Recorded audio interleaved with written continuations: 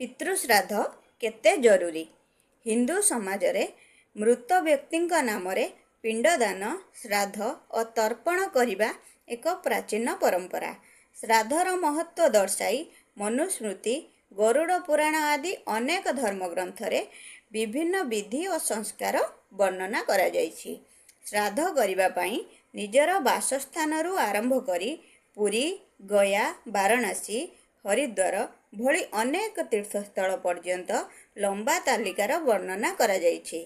ଆମ ଦେଶର ବାହାରେ ବିଦେଶର କୌଣସି ସ୍ଥାନର ଉଲ୍ଲେଖ ନାହିଁ। ହୁଏତ ସେତେବେଳେ ବିଦେଶରେ ରହିଥିବା କୌଣସି ତୀର୍ଥସ୍ଥଳ ମୁନି ଋଷିମାନଙ୍କୁ ଜଣା ନଥିଲା କିମ୍ବା ବିଦେଶରେ କୌଣସି ତୀର୍ଥସ୍ଥଳ ହିଁ ନଥିଲା। ମହର୍ଷି ମନୁ ଗୃହସ୍ଥ ମଣିଷମାନଙ୍କ ପାଇଁ ପଞ୍ଚମହାଯଜ୍ଞ ପ୍ରତିଦିନ କରିବା ପାଇଁ ନିର୍ଦ୍ଦେଶ ଦେଇଛନ୍ତି। ସେଥିମଧ୍ୟରୁ ଗୋଟିଏ ହେଉଛି ପିତୃଯଜ୍ଞ, ଅର୍ଥାତ୍ ପିତୃପୁରୁଷମାନଙ୍କୁ ସୁସ୍ୱାଦ ଖାଦ୍ୟ ପଦାର୍ଥ ଦ୍ୱାରା ସନ୍ତୁଷ୍ଟ କରିବା ଏବଂ ସେମାନଙ୍କୁ ମନେ ପକାଇ ସତ୍କାର କରିବା। ପିତୃପୁରୁଷଙ୍କୁ ଶ୍ରଦ୍ଧା ସହିତ ଯେଉଁ ସତ୍କାର କରାଯାଏ ତାକୁ ଶ୍ରାଦ୍ଧ କୁହାଯାଏ ଏବଂ ତାହାଦ୍ୱାରା ପିତୃପୁରୁଷଙ୍କୁ ଯେଉଁ ତୃପ୍ତି ପ୍ରାପ୍ତ ହୁଏ ତାକୁ ତର୍ପଣ ବୋଲି କୁହନ୍ତି। ଆନ୍ତରିକ ସ୍ନେହଭାବକୁ ହିଁ ଆମେ ଶ୍ରଦ୍ଧା କହିପାରିବା ଏବଂ ଶ୍ରଦ୍ଧାରେ କରାଯାଉଥିବା କର୍ମକୁ ହିଁ ଶ୍ରାଦ୍ଧ ବୋଲି କହିପାରିବା। ଶାସ୍ତ୍ର ଅନୁସାରେ ପିତର ବା ପିତୃପୁରୁଷ 5 ପ୍ରକାର। ଜନ୍ମ ଦେଇଥିବା ମାତା ଓ ପିତା, ଯଜ୍ଞୋପବୀତ ଦେଉଥିବା ଆଚାର୍ଯ୍ୟ, ବିଶେଷ ଧରଣର ଜ୍ଞାନ ପ୍ରଦାନ କରୁଥିବା ଗୁରୁ, ପ୍ରଜାମାନଙ୍କ ପାଇଁ ଖାଦ୍ୟ ପଦାର୍ଥ ବ୍ୟବସ୍ଥା କରୁଥିବା ବ୍ୟକ୍ତି ଏବଂ ସଙ୍କଟ ବା ବିପଦରୁ ରକ୍ଷା କରୁଥିବା ସୁରକ୍ଷା କର୍ମଚାରୀ। ବର୍ତ୍ତମାନ ପ୍ରଶ୍ନ ଉଠୁଛି, ପିତୃଯଜ୍ଞରେ ଯେଉଁ ପିତରମାନଙ୍କ ପାଇଁ ଶ୍ରାଦ୍ଧ ଓ ତର୍ପଣ କରାଯାଏ ସେମାନେ ଜୀବିତ ନା ମୃତ? ସାୟଣାଚାର୍ଯ୍ୟଙ୍କ ଅନୁସାରେ ପିତର ପାଳୟିତାର ଅର୍ଥ ଯେଉଁମାନେ ଆମର ପାଳନ ପୋଷଣ କରୁଛନ୍ତି ସେହିମାନେ ହିଁ ପିତର। ପାଳନ ପୋଷଣ କରୁଥିବା ପିତର ନିଶ୍ଚିନ୍ତ ଭାବେ ଜୀବିତ ହେବା ଉଚିତ। ମୃତ ପିତର କେବେ କାହାରି ପାଳନ ପୋଷଣ କରି ପାରିବେ ନାହିଁ କିମ୍ବା କାହାରିଠାରୁ କିଛି ବି ଗ୍ରହଣ କରିପାରିବେ ନାହିଁ। ମନୁସ୍ମୃତିରେ ଲେଖା ଅଛି, ଅହରହ ଶ୍ରାଦ୍ଧକୁର୍ଯ୍ୟାତ, ଅର୍ଥାତ୍ ଗୃହସ୍ଥ ପ୍ରତିଦିନ ଶ୍ରାଦ୍ଧ କରିବା ଉଚିତ। ପ୍ରତିଦିନ ଶ୍ରାଦ୍ଧ କରିବା ଅର୍ଥ ଜୀବିତ ବ୍ୟକ୍ତିମାନଙ୍କର ସେବା ସତ୍କାର କରିବା। ଏଥିରୁ ପ୍ରମାଣିତ ହେଉଛି ଶ୍ରାଦ୍ଧ କରିବା ପାଇଁ ବର୍ଷର କୌଣସି ନିର୍ଦ୍ଦିଷ୍ଟ ଦିନ ବା ସମୟ ନାହିଁ। ଶ୍ରାଦ୍ଧ ପିତା, ପିତାମହ, ପ୍ରପିତାମହଙ୍କ ପାଇଁ ହିଁ କରାଯାଇଥାଏ। ଏଥିରୁ ବି ପ୍ରମାଣିତ ହେଉଛି ଜୀବିତ ବ୍ୟକ୍ତିଙ୍କ ପାଇଁ ଶ୍ରାଦ୍ଧ ହେଉଛି। ମଣିଷର ଜୀବନକାଳ ଭିତରେ ଏହି 3ଟି ପିଢ଼ି ଗୋଟିଏ ପରିବାରରେ ବଞ୍ଚି ରହିବା ସମ୍ଭବ। ଧରନ୍ତୁ ଗୋଟିଏ ଯୁବକ ପୁତ୍ରର ବୟସ 25 ବର୍ଷ, ତାଙ୍କ ବାପାଙ୍କ ବୟସ 50 ବର୍ଷ, ଜେଜେବାପାଙ୍କ ବୟସ 75 ବର୍ଷ ଏବଂ ତାଙ୍କ ବାପାଙ୍କ ବୟସ 100 ବର୍ଷ ହୋଇପାରେ। କେତେକ ସ୍ଥଳରେ ଏହାଠୁ ଅଧିକ ମଧ୍ୟ ହୋଇଥାଏ। ପିତୃଶ୍ରାଦ୍ଧ କରିବା ପାଇଁ ଭାଦ୍ର ମାସର ପୂର୍ଣ୍ଣମୀ ଠାରୁ ଆଶ୍ୱିନ ମାସର ଅମାବାସ୍ୟା ପର୍ଯ୍ୟନ୍ତ 15 ଦିନ ହିଁ ଉପଯୁକ୍ତ ବୋଲି କୁହାଯାଏ। ତାହା କେବଳ ମୃତ ପିତରମାନଙ୍କ ପାଇଁ ଉଦ୍ଦିଷ୍ଟ। ଆମେ ଟିକିଏ ଗଭୀର ଭାବେ ଯଦି ଚିନ୍ତା କରିବା ତାହେଲେ ଏହି ଶ୍ରାଦ୍ଧ ଜୀବିତ ଥିବା ପିତରମାନଙ୍କ ପାଇଁ ମଧ୍ୟ ଉଦ୍ଦିଷ୍ଟ ହୋଇପାରିବ ନାହିଁ କାହିଁକି? ପ୍ରାଚୀନ ଯୁଗରେ ବର୍ଷା ଋତୁରେ ମୁନି ଋଷିମାନେ ପାହାଡ଼ ଓ ଜଙ୍ଗଲରୁ ବାହାରି ଆସି ଜନବସତିରେ ବାସ କରୁଥିଲେ। ସେମାନେ ଚତୁର୍ମାସ ବର୍ଷା ପ୍ରଭାବରୁ ନିଜକୁ ରକ୍ଷା କରିବା ପାଇଁ ଜନବସତିରେ ରହୁଥିଲେ। ସେମାନେ ଜନବସତି ତ୍ୟାଗ କରିବାର 15 ଦିନ ପୂର୍ବରୁ ଗୃହସ୍ଥମାନେ ନାନା ପ୍ରକାର ସୁସ୍ୱାଦ ଖାଦ୍ୟ ଭୋଜନ କରାଇ ବିଦାୟ କରୁଥିଲେ। ମୃତ ବ୍ୟକ୍ତିଙ୍କ ପାଇଁ ପିତୃଶ୍ରାଦ୍ଧକୁ ସମର୍ଥନ କରୁଥିବା ଲୋକମାନେ କହନ୍ତି, ମୃତ ପିତୃପୁରୁଷଙ୍କ ନାମରେ ବ୍ରାହ୍ମଣଙ୍କୁ ଭୋଜନ କରାଇଲେ କ୍ଷତି କ'ଣ?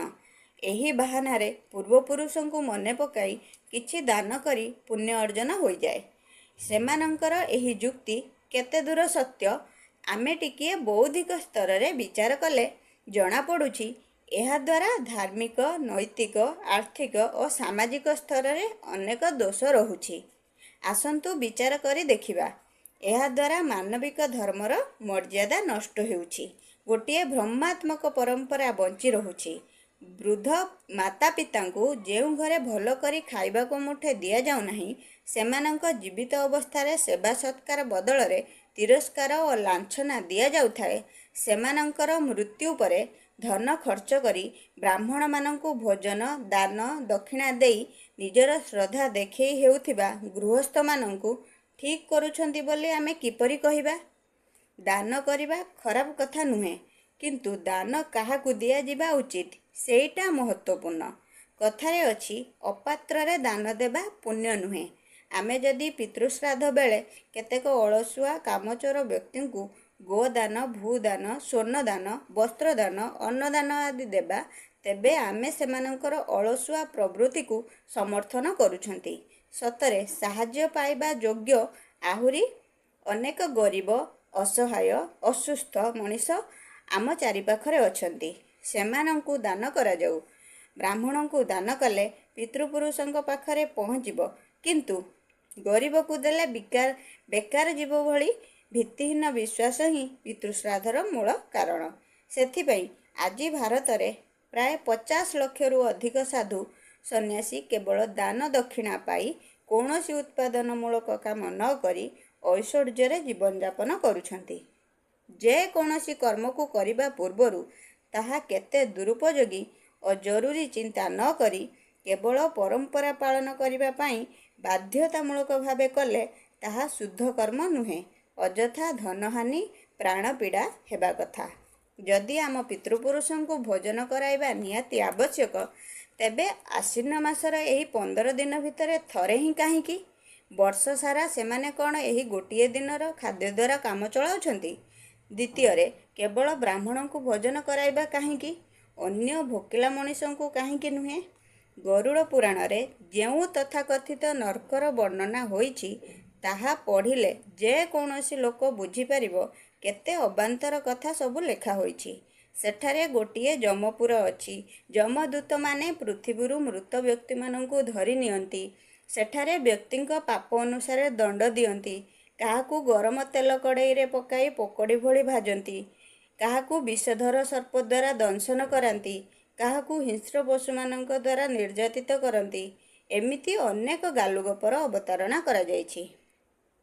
ଏଇଠି ପ୍ରଶ୍ନ ଉଠୁଛି, ଶରୀର ତ ଏଇଠି ନଷ୍ଟ ହୋଇଯାଉଛି, ଆତ୍ମାର ତ କୌଣସି ରୂପ ନାହିଁ। ଯମଦୂତମାନେ ମୃତ ବ୍ୟକ୍ତିର କ'ଣଟା ନେଇଯାଇ ଦଣ୍ଡ ଦିଅନ୍ତି? ସେଠାରେ ଯଦି ନିଆଁ, ତେଲ, କଡ଼େଇ, ବିଷଧର ସର୍ପ, ହିଂସ୍ର ପଶୁ ସବୁ ଅଛି, ତେବେ ଯମପୁର ନିଶ୍ଚୟ ପୃଥିବୀ ଭଳି ଗୋଟିଏ ସ୍ଥାନ ହୋଇଥିବ। ତା'ର ଅବସ୍ଥିତି କେଉଁଠି? ଆଜି ପର୍ଯ୍ୟନ୍ତ ସାରା ଦୁନିଆର ଅନେକ ସ୍ୟାଟେଲାଇଟ୍ ଆକାଶରେ ଘୁରୁଛନ୍ତି, କେହି ବି ଯମପୁରକୁ ଦେଖିପାରୁନାହାନ୍ତି କାହିଁକି? ଆମ ଧର୍ମୀୟ ସଂସ୍କୃତିରେ ଦେବୀ ଦେବତାଙ୍କ ମୃତ୍ୟୁ ଦିବସ ପାଳନର ପରମ୍ପରା ନାହିଁ। ଜନ୍ମ ଦିବସ ପାଳନର ପରମ୍ପରା ଅଛି, ଯଥା କୃଷ୍ଣ ଜନ୍ମାଷ୍ଟମୀ, ରାମନବମୀ, ବଳରାମଙ୍କ ଜନ୍ମ, ପରଶୁରାମ ଜୟନ୍ତୀ। ତେଣୁ ପିତୃଶ୍ରାଦ୍ଧର ଆବଶ୍ୟକତା କାହିଁକି? ଦେବୀ ଦେବତା ଯଦି ଜନ୍ମ ହୋଇଥିଲେ, ସେମାନେ କେବେ ତ ମୃତ୍ୟୁ ବି ଲଭିଥିବେ। କାହାରି ମୃତ୍ୟୁ ଦିବସ ନାହିଁ କାହିଁକି? ବର୍ତ୍ତମାନ ଆମେ ଶାସ୍ତ୍ର ଜଗତରୁ ବାହାରି ମୁକ୍ତ ମନରେ କିଛି ପ୍ରଶ୍ନର ଉତ୍ତର ଖୋଜିବା। ପିତୃଶ୍ରାଦ୍ଧର ସମର୍ଥକମାନେ କହିବେ ଏହା ସବୁ ବିତର୍କ, କିନ୍ତୁ ସଚେତନ ପାଠକେ ବିଚାର କରନ୍ତୁ, ନିମ୍ନଲିଖିତ ପ୍ରଶ୍ନ ଓ ଉତ୍ତରଗୁଡ଼ିକ ତର୍କସଙ୍ଗତ କି ନୁହେଁ। ପ୍ରଶ୍ନ, ପିତର ନାମଟି କାହାର? ଶରୀରର ନା ଆତ୍ମାର? ଅବା ଆତ୍ମା ସହିତ ଶରୀରର? ଉତ୍ତର, ଯଦି ପିତର ଶରୀରର ନାମ ହୁଏ, ତେବେ ମୃତ୍ୟୁ ପରେ ଶରୀର ତ ଏଇଠି ନଷ୍ଟ ହୋଇଯାଏ। ମୃତ୍ୟୁବରଣ କରିଥିବା ବ୍ୟକ୍ତିଟି ଆମର ପିତର ହୋଇ ରହିଲା ନାହିଁ। ଆମେ ଶ୍ରାଦ୍ଧ ଦେବା କାହାକୁ? ଯଦି ଆତ୍ମାକୁ ପିତର ବୋଲି ମାନିବା, ତେବେ ଶାସ୍ତ୍ର ତ କହୁଛି ଆତ୍ମା ଅମର, ଅଜର, ତାର ଜନ୍ମ ନାହିଁ କି ମରଣ ନାହିଁ, ସେ ନିର୍ଲିପ୍ତ, ସେ କାହାରି ବାପା ନୁହେଁ କି ମା' ନୁହେଁ। ତାହେଲେ ଆମେ କେଉଁ ପିତରକୁ ଶ୍ରାଦ୍ଧ ଦେଉଛୁ? ଯଦି ଶରୀର ସହିତ ଆତ୍ମା ଥିବା ବ୍ୟକ୍ତିଙ୍କୁ ଆମେ ପିତର ବୋଲି ମାନିବା, ତେବେ ଆମ ଘରେ ବଞ୍ଚି ରହିଥିବା ପିତା, ପ୍ରପିତା ଆଦି ଆମର ପିତର। ମଣିଷ ଶରୀର ତ୍ୟାଗ କଲା ପରେ ତ ଆମର ପିତର ମଧ୍ୟ ଚାଲିଗଲା। ଯେଉଁ ବ୍ୟକ୍ତି ଶରୀର ତ୍ୟାଗ କଲା, ସେ ପିତୃଧର୍ମ ପାଳନ କରିବ କିପରି? ତେଣୁ ପିତୃଧର୍ମ ନଥିଲେ ପିତୃଶ୍ରାଦ୍ଧର ଔଚିତ୍ୟ କାହିଁକି କେଉଁଠି? ପ୍ରଶ୍ନ, ଶ୍ରାଦ୍ଧ ଗ୍ରହଣ କରିବାକୁ ପିତରମାନେ ଶରୀର ସହିତ ଆସନ୍ତି ନା ଶରୀର ବିନା ଆସନ୍ତି? ଯଦି ଶରୀର ସହିତ ଆସୁଥିବେ, आमे तांकु निश्चय देखिपारिथान्ते। द्वितीयतः जदि सेमाने शरीर सहित आसुथिबे तेबे आमे तांकु सीधा भोजन न देई ब्राह्मण को देउछंती काहेकि? मृतक व्यक्ति तांको शरीर को त्याग करी चलीगला परे तांकर परिवारजन मृत शरीर को नष्ट करी दियंती। मृतक श्राद्ध दिन भोजन खाइबा पाई केउ शरीर रे प्रवेश करिवे?